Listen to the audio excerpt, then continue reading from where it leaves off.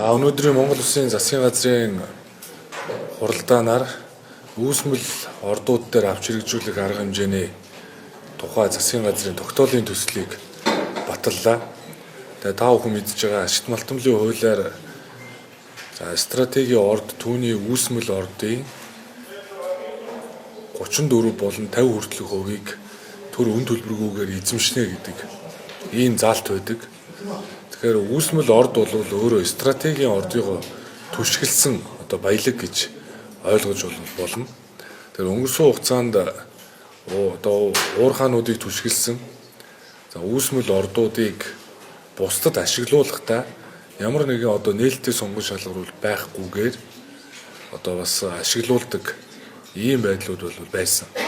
Тийм ч учраас өнөөдрийн энэхүү засгийн газрын тогтоолоор бол энэ үүсмэл ардыг олгохдоо тэр үгсээд авдаг, ар үүрийн хаалгаар авдаг, ашиглах гэрээ байгуулдаг байдлыг бол тасн зогсоож байна.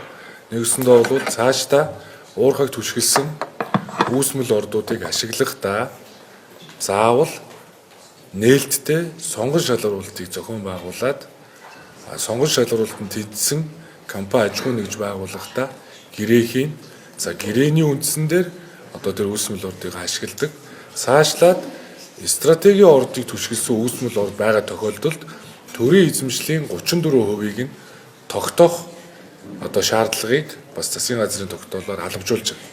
Тэгэхээр бид өнгөрсөн өдрүүдэд Эрдэнэт үйлдвэрийг түшгэлсэн 3 үүсмэл орд буюу Ачит ихт, Эрдмийн, Зэс Эрдэнийн хувь гэсэн компаниудын үйл ажиллагаатай очиж танилцсан.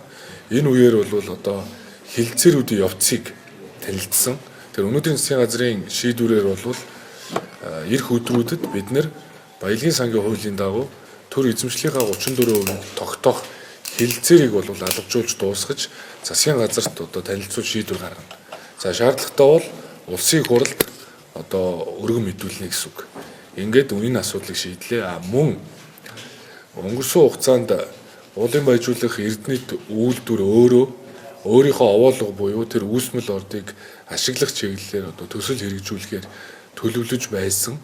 Үүнийг өнөөдрийн засгийн газрын тогтоолоор зогсоогоод төр хувийн хвшилтэд өрсөлдөхгүй гэсэн зарчмыг барьж цаашдаа хувийн хвшлийн хөрөнгө оруулалтаар хэрвээ тэр тухайн овоолгыг ашиглаж байгаа тохиолдолд нээлттэй сонгон шалгаруулалтанд тэнцсэн компани нь гэрээ байгуулад эзэмшлийнхаа 34%-ийг нь баялагын сандаа хуримтлуулад ингээд ашиглалтын төлбөр болоод бусад төлбөрөө тухайн үйлдвэртээ төлөөд явах ийм болцоог бол өнөөдрийн засгийн газрын хурлаар алгажуулсан гэсэн үг. Өнгөрсөн хугацаанд бол энэ овоолгуудтай холбоотойгоор 1-2 захирлын гарын үсгээр асуудлуудыг шийддэг. Компани нь өөрөө 34% өгье гэхэд нь тухайн үйлдвэр тухайн үед аваагүй.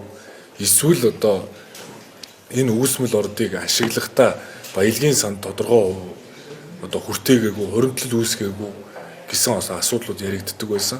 Тийм ч учраас зарим эрг маргаан бол шүүхтээр явж байгаа.